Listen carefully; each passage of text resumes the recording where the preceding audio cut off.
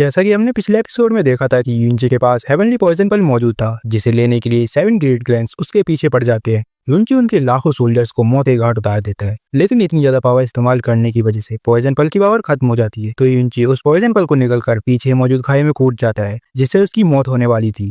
पर तभी उसकी सोल एक दूसरी दुनिया में टेलीपोर्ट हो जाती है, जहाँ इस दुनिया में उसके पास कोई भी पावर मौजूद नहीं थी। साथ ही आज उसकी शादी भी थी और शादी वाले दिन ही उसे किसी ने पॉइजन दे दिया था, जो पॉइजन किसी और ने नहीं बल्कि उसे ही कजिन ने दिया था, क्योंकि वो भी उस लड़की के साथ शादी करना चाहता था। पर पॉइजन पल की वजह से उसकी जान बच जाती है, जिसके बाद वो अपनी बारात को लेकर लिवियन सिटी पहुंच जाता है, जहां मौजूद कोई भी लोग ये नहीं चाहता था कि युनचे की शादी मिस किन्यू से हो। इसलिए एक मोटा आदमी अपने बीस्ट से युनचे पर हमला करवा देता है। युनचे शुरू में तो उसे अपनी पावर से डरा देता है, पर उस मोटे के भड़काने पर वो बीस्ट युनचे पर दोबारा से हमला करने के लिए आगे बढ़ने लगता है। पर तभी वहाँ कोई आकर उस बीस्ट को बीच में ही रोक देता है, जो और कोई नहीं बल्कि मिस किन्यू का भाई युनवा था। युनवा उस बीस्ट की सूंड को पकड़कर गोल गोल घुमाते हुए उसी मोटे के ऊपर फेंक देता है। अब युनचे उसे यहाँ देखकर पूछता है, युनवा तुम यहाँ क्या कर रहे हो? जिस पर युनवा कहता है कि बिरदायनला, आप अभी भी यही हैं। मेरे फादर आपका काफी समय से इंतजार कर रहे थे, इसलिए मैं खुद ही आपको लेने के लिए आ गया। ये बोलकर वो युनचे को पकड़ लेता है, जिसमें तो युनचे ऑलमोस्ट मरने ही वाला था। वो युनवा से कहता है कि छोड़ो मुझे, नहीं तो मैं जल्दी स्वर्ग पहुंच जाऊंगा। तो सुनकर युनवा उसे छोड़ देता है और उसे उठाकर यहाँ से ले जाने लगता है। युनचे उसे बोलता है कि मैं घोड़े पर बैठना चाहता हूँ, तो युनवा उसे घोड़े के साथ ही उठाकर ले जाने लगता है और जाते जाते युनवा उस मोटे को भी लात मारकर दूर फेंक देता है। अब इसके बाद हम शाम का सीन देखते हैं, जहाँ युनचे ग्रैंडफादर गेस्ट का वेलकम करने के लिए बाहर रुके हुए थे। फिर वहाँ सेकंड एल्डर आते हैं, तो युनचे के ग्रैंडफादर उनसे पूछते हैं कि आप अभी तक कहाँ थे, चलो चलकर अंदर सेलिब्रेट करते हैं। जिस पर सेकंड एल्डर बोलते हैं कि हाल ही में मेरा ग्रैंडसन बिगिनर फेज के लेवल 9 पर पहुंचा है, तो मुझे उसकी ट्रेनिंग में हेल्प करने जाना है और मेरे पास इन सब फालतू कामों के लिए कोई वक्त नहीं। ये बोलकर वो यहाँ से जाने लगते हैं। असल में वो बस यहाँ युनचे के ग्रैंडफादर को ताना मारने आए थे, क्योंकि युनचे कभी भी कल्टिवेशन नहीं कर सकता और हमेशा सिर्फ एक लूजर ही रहेगा। दूसरी तरफ हम युनचे को देखते हैं, जो ऐसे एक्ट कर रहा था मानो उसने बहुत ज्यादा शराब पी ली हो और उसे होश ना हो, जो देखकर लोग आपस में बात करने लगते हैं कि जब खुद को संभाल ही नहीं सकते तो इतनी ज्यादा शराब पीते ही क्यों हैं, क्योंकि उन लोगों के जाने के बाद युनचे नॉर्मल हो जाता है। उस पर तो वाइन का कोई असर ही नहीं हुआ था, क्योंकि हेवनली पॉइजन पर सारे पॉइजन को डिटॉक्सिफाई कर देता है। इसके बाद युनचे अपने रूम में आ जाता है। वहाँ हम पहली बार मिस किन्यू को देखते हैं, जो सच में बहुत खूबसूरत थी। मिस किन्यू की खूबसूरती को देखकर युनचे आगे बढ़ते हुए उसका मास्क हटाने की कोशिश करता है, लेकिन ये बात मिस किन्यू को बिल्कुल भी पसंद नहीं आती।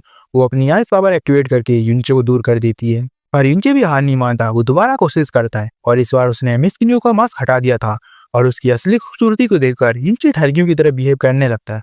वाह, तुम तो सच में लाजवाब हो।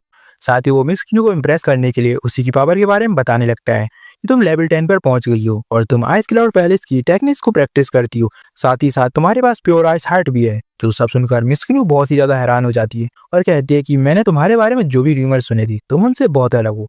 जिस पर युनचे एक बार फिर ठगियों की तरह कहने लगता है, लोग तो मेरे बारे में और भी बहुत कुछ कहते हैं, अगर तुम चाहो तो मैं तुम्हें सब कुछ आराम से समझा सकता हूँ। वो ये सब बोलते हुए मिस किन्यू की तरफ बढ़ रहा था, जो देखकर मिस किन्यू अपनी पावर एक्टिवेट कर लेती है और उससे बोलती है, मुझसे दूर रहना, मैं आइस क्लाउड पैलेस की डिसाइपल हूँ और तुम जानते हो कि आइस क्लाउड पैलेस के डिसाइपल्स को फिजिकल रिलेशनशिप रखना बिल्कुल भी अलाउड नहीं। मैंने ये शादी सिर्फ तुम्हारे फादर की वजह से की है, हम कभी भी एक रियल कपल नहीं बन सकते। मैं आज से 1 महीने बाद आइस क्लाउड पैलेस वापस चली जाऊंगी। जिस पर युनचे कहता है कि 1 महीना, इतना टाइम तो काफी है, तब तक तो मैं तुम्हारे काफी करीब आ जाऊंगा। अभी लोग बात कर ही रहे थे, तभी मिस किन्यू को एहसास होता है कि कोई बाहर से छुपकर इनकी बातों को सुन रहा है। तो युनचे फौरन से रूम की लाइट बंद कर देता है। इधर हम देखते हैं कि ये और कोई नहीं बल्कि युलोंग का चमचा था। वो रूम की लाइट बंद होते थे यहाँ से चला जाता है और युलोंग को आकर सब कुछ बता देता है कि जब मैं वहाँ पहुंचा तो लाइट ऑफ थी। जो सुनकर युलोंग सदमे में चला जाता है कि आखिर मिस किन्यू एक लूजर के साथ ये सब कैसे कर सकती है। उसे युनचे के ऊपर बहुत गुस्सा आ रहा था। दूसरी तरफ युनचे चुपचाप से आकर मिस किन्यू के बगल में बैठ जाता है और कहता है कि अब रात बहुत हो गई है, हमें सो जाना चाहिए। जिस पर मिस किन्यू बोलते हैं कि हम एक साथ नहीं सो सकते, इसलिए मैं नीचे सो जाऊंगी। जो सुनकर युनचे बोलता है कि नहीं नहीं, मैं एक इज्जतदार आदमी हूँ और मैं अपनी बीवी को नीचे कैसे सोने दे सकता हूँ। ये बोलकर वो खुद ही नीचे सोने की कोशिश करता है, लेकिन उसे ठंड लग रही थी, इसलिए वो मिस किन्यू को छेड़ने के लिए बोलता है, हनी। जो सुनकर मिस किन्यू गुस्से में बोलती है कि खबरदार जो दोबारा मुझे हनी कहा। जिस पर युनचे बोलता है कि हमारी शादी हुई है, मैं तुम्हारा हस्बैंड हूँ, पर फिर भी तुम मुझे अपने पास नहीं सोने दे रही। मुझे यहाँ बहुत ठंड लग रही है, तुम क्या चाहती हो तुम्हारा हस्बैंड इस ठंड की वजह से मर जाए। जो सुनकर मिस किन्यू एक कंबल को उसके मुंह पे फेंक के मारती है। साथ ही वो युनचे की हरकतों को देखकर ब्लेस करने लगती है। युनचे उससे पूछता है कि अगर तुम एक बार आइस क्लाउड पैलेस चली गई तब क्या हम दोबारा मिल पाएंगे? नहीं, अगर मैं एक बार आइस क्लाउड पैलेस चली गई तो हम कभी भी नहीं मिल पाएंगे। जो सुनकर युनचे बोलता है कि मैं अपनी फैमिली का आखिरी वारिस हूँ और जब मैं तुमसे मिलूंगा ही नहीं तो मैं अपना वंश कैसे आगे बढ़ाऊंगा। वो ये सब बोलते हुए मिस किन्यू के काफी नजदीक आ गया था, इसलिए मिस किन्यू अपना आइस डैगर बाहर निकाल लेती है, जिससे डरकर यून के पीछे हट जाता है। अब तक वो समझ चुका था कि आज तो उसकी बात नहीं बनने वाली, उसे दोबारा ट्राई करना होगा, इसलिए वो यहाँ से जाने लगता है। और तभी मिस किन्यू उससे देख लेती है और उससे पूछती है तुम कहाँ जा रहे हो, जिस पर उनसे कहता है कि मैं बाथरूम जा रहा हूँ। तो मिस किन्यू उससे कहते हैं कि हाँ ठीक है, लेकिन इस बार बाथरूम का ही इस्तेमाल करना, इधर उधर गंदगी मत फैलाना। जो सुनकर यूनचे शौक होते हुए कहता है तुम्हारे कहने का मतलब क्या है। और उसे याद आता है कि उसने पॉइजन पल के स्पेस से वाइन को बाहर निकाल लिया था, जिससे मिस किन्यू ने कुछ और ही समझ लिया। इसलिए वो मिस किन्यू को समझाते हुए कहता है कि देखो मैं एक लूजर भले ही हूँ, पर मुझे भी अपनी इज्जत से प्यार है। ये बोलकर वो बाहर आ जाता है और कहने लगता है कि ये ल्यूइन सिटी की सबसे खूबसूरत लड़की है, बिल्कुल एक स्टार की तरह, जिसे सिर्फ हम देख सकते हैं लेकिन कभी टच नहीं कर सकते। वो ये सब कह ही रहा था, तभी उसके सामने से एक स्टार टूटकर सामने की माउंटेन पर जाकर गिरता है। यूनची उसे देखने के लिए फौरन से वहां जाने लगता है। इधर मिस किन्यू की मास्टर उससे मिलने आई थी। वो यहाँ से मिस किन्यू को ले जाना चाहती थी, पर मिस किन्यू उनसे कहती है कि मुझे बस एक मंथ और चाहिए, जिसके बाद मैं अपने सारे काम खत्म करके आ जाऊंगी। तो उसकी मास्टर भी इस बात के लिए रेडी हो जाती हैं और मिस किन्यू से ये कहकर चली जाती है कि मैं तुम्हें 1 महीने बाद लेने आऊंगी, तब तुम्हें मेरे साथ चलना ही होगा। दूसरी तरफ हम यूनचे को देखते हैं, जो उसी स्टार को ढूंढते ढूंढते माउंटेन पर आ जाता है और तभी उसका पॉइजन पल एक्टिवेट हो जाता है और एक एलेक्सर की तरफ इशारा करने लगता है। वहाँ स्टार हिडन ग्रास मौजूद थी, जिसे देखकर यूनचे खुश हो जाता है, क्योंकि इससे वो स्टार हिडन भी बना सकता था। साथ ही उसे वहाँ एक लड़की भी दिखती है जिसका नाम जैस्मिन था और उसके आसपास एक खतरनाक पॉइजन मौजूद था। यूनचे उससे अनजान उस लड़की को टच कर देता है, जिससे वो पॉइजन उसकी बॉडी के अंदर भी एंटर कर जाता है। लेकिन यूनचे के पास हेवनली पॉइजन पल मौजूद था, जो उस पॉइजन को डिटॉक्सिफाई कर देता है। और अब तक जैस्मिन भी होश में आ चुकी थी। वो यूनचे से कहते हैं कि तुम्हारे पास हेवनली पॉइजन पल है। अब इससे पहले कि यूनचे उससे कुछ पूछ पाता, तुम्हें इसके बारे में कैसे पता, उससे पहले ही जैस्मिन उसके हाथ को काटकर उसका ब्लड सक करने लगती है, जिससे यूनचे जोर जोर से चिल्ला रहा था। और ब्लड अब्सॉर्ब करने के बाद वो हेवनली पॉइजन पल के स्पेस में आ जाती है, जो देखकर यूनचे के अंदर कई सारे सवाल आ रहे थे कि आखिर ये लड़की है कौन और ये मेरे पॉइजन पल के अंदर कैसे आ सकती है। वो ये सब सोच ही रहा था कि तभी वहाँ उसकी आंट आ जाती है। वो यूनचे से पूछती है आखिर तो अपनी शादी वाली रात को यहाँ क्या कर रहे हो, तुम्हें तो अपने रूम में होना चाहिए था। जिस पर यूनचे कहता है कि मुझे नींद नहीं आ रही थी, तो मैं यहाँ स्टार को देखने के लिए आ गया, लेकिन मुझे तो कुछ और ही लग रहा है, कहीं उस लड़की ने तुम्हें लात मारकर बाहर तो नहीं निकाल दिया। आखिर वो लड़की अपने आप को समझती क्या है, मैं अभी जाकर उसे सबक सिखाती हूँ। यूनचे उसे रोकते हुए कहता है कि नहीं नहीं, ऐसी कोई बात नहीं है, मुझे सच में नींद नहीं आ रही थी, और वैसे भी वो मेरा कमरा है, तो भला कोई मुझे मेरे ही रूम से क्यों बाहर निकालेगा। जो सुनकर उसकी आंट भी यहीं रुक जाती है और यूनचे के साथ बात करने लगती है। साथ ही वो लोग अपने पास की कई सारी बातें भी करते हैं और मिस किन्यू भी यूनचे को ढूंढते ढूंढते वहां पहुंच चुकी थी, लेकिन मिस किन्यू इन दोनों को डिस्टर्ब नहीं करती और यहाँ से चली जाती है। अब अगले दिन जब उसकी आंख खुलती है तो यूनचे देखता है कि उसे किसी ने कंबल उड़ा रखा है, जो देखकर यूनचे समझ जाता है कि ये यकीनन मिस किन्यू ने उड़ाया होगा।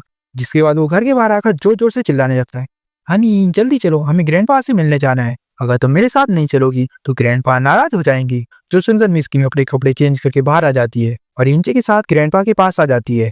यूनचे के ग्रैंडफादर मिस किन्यू से बोलते हैं कि मैं जानता हूँ कि तुम इस शादी से खुश नहीं हो, लेकिन मैं अपनी पूरी कोशिश करूंगा। जिस पर यूनचे बोलता है कि ग्रैंडपा, आपको किसने कहा कि मिस किन्यू इस शादी से खुश नहीं है, बल्कि हम तो इस शादी से बहुत खुश है। वो यहाँ अपनी ही बात कर रहा था और वो ये सब बोलते हुए मिस किन्यू के हाथ को भी पकड़ लेता है, तो फौरन से मिस किन्यू उससे अपना हाथ छुड़वा लेती है, जो देखकर ग्रैंडपा हंसने लगते हैं। तुम यूनचे को इग्नोर करो और ये लोग खाना खाओ। जो सुनकर यूनचे भी बीच में बोल पड़ता है कि हाँ खाओ खाओ, तभी ना तुम एक हेल्दी बच्चे को जन्म दे पाओगी। साथ ही वो इस बार मिस किन्यू को पकड़कर अपने पास भी ले आता है। वो बस अपने ग्रैंडपा को खुश करना चाहता था, लेकिन मिस किन्यू को ये बिल्कुल भी अच्छा नहीं लगता और वो यूनचे के हाथ को फ्रीज कर देती है। इसके बाद रूम में आने के बाद मिस किन्यू उसे अपनी बॉडी को टच करने की वजह से पनिशमेंट दे रही थी, जिस पर यूनचे बोलता है कि हनी, मैंने तो बस अपने ग्रैंडफादर को दिखाने के लिए तुम्हें टच किया था, क्या अब मैं ये भी नहीं कर सकता। उसकी इन इमोशनल बातों को सुनकर मिस किन्यू उसे अनफ्रीज कर देती है, लेकिन यूनचे अभी भी अपनी हरकतों से बाज नहीं आ रहा था। वो मिस किन्यू के पास जाकर उसे देखने लगता है।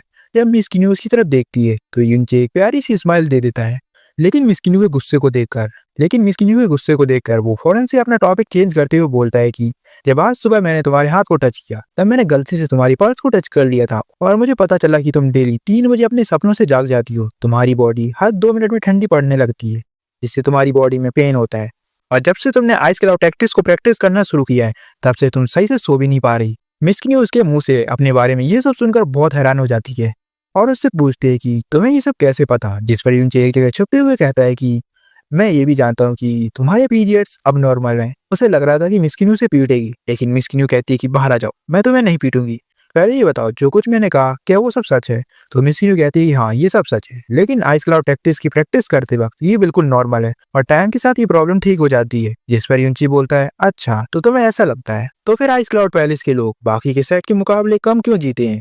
साथ ही इस टेक्निक की वजह से तुम बच्चा पैदा करने की एबिलिटी भी खो दोगी। जो सब सुनकर मिस क्यू गुस्से में अपनी पावर एक्टिवेट करने लगती है, पर यूनचे कहता है कि मैं इस प्रॉब्लम को ठीक कर सकता हूँ, यहाँ तक कि मैं तुम्हारी मिस्टिक पावर को 3 टाइम्स तक इंक्रीज भी कर सकता हूँ। बताओ क्या तुम तैयार हो? इस पर मिस क्यू कहती है ठीक है, लेकिन अगर तुमने झूठ बोला तो मैं तुम्हारे हाथ काट दूंगी। यूनची अपनी नीडल्स निकालकर मिस क्यू का हाथ पकड़ते हुए कहता है हाँ नहीं, तुम्हारा हाथ तो सच में सॉफ्ट है। जो सुनकर मिस क्यू फिर से उस पर गुस्सा करने लगती है, लेकिन अब तक यूनची ने उसके हाथों में अपनी नीडल्स लगा दी थी जिससे कि मिस क्यू देख भी नहीं पाई। जिसके बाद यूनची अपना ट्रीटमेंट करना स्टार्ट कर देता है। जो सब देखकर मिस क्यू अपने मन में सोचती है कि तियानजुआन कॉन्टिनेंट पर सिर्फ कुछ ही लोगों के पास ये स्किल है, यानी कि मुझसे झूठ नहीं बोल रहा था। ट्रीटमेंट खत्म होने के बाद मिस क्यू देखती है कि उसके राइट हैंड के मुकाबले लेफ्ट हैंड में ज्यादा मिस्टिक एनर्जी फ्लो हो रही है। यूनची उसे बताता है कि आइस एनर्जी तुम्हारी मेरिडियंस को ब्लॉक कर देती है, अगर हम उसे फ्री कर दें तो एनर्जी और भी तेजी से बढ़ सकती है। लेकिन ये तो सिर्फ कुछ ही मेरिडियंस थे, अगर मैं तुम्हारी बॉडी के सारे मेरिडियंस को अनलॉक कर दूं तो तुम्हारी मिस्टिक एनर्जी 10 टाइम्स से भी ज्यादा इंक्रीज हो जाएगी। मिस क्यू उससे पूछती है क्या तुम ऐसा कर सकते हो? हाँ बिल्कुल कर सकता हूँ, क्योंकि मैं एक महान डॉक्टर जो हूँ। अच्छा चलो चलो अब जल्दी से अपने कपड़े उतारो। जो सुनकर मिस क्यू अपनी पावर एक्टिवेट कर लेती है, तो यूनची उसे समझाते हुए कहता है कि तुम्हारे मेरिडियंस पूरी बॉडी में फैले हुए हैं, जिसे मैं कपड़ों के साथ तो अनलॉक बिल्कुल भी नहीं कर सकता। अगर तुम नहीं चाहती कि मैं तुम्हारे कपड़े उतारूं तो तुम खुद से भी ये कर सकती हो। मिस क्यू तो बस उसे पीटना चाहती थी, क्योंकि जब से उसकी शादी यूनची के साथ हुई है तब से यूनची उसे बस इरिटेट ही किए जा रहा है। और इसी के साथ ये एपिसोड यहीं खत्म हो जाता है। फिर मिलते हैं अगले एपिसोड में, तब तक के लिए बाय बाय।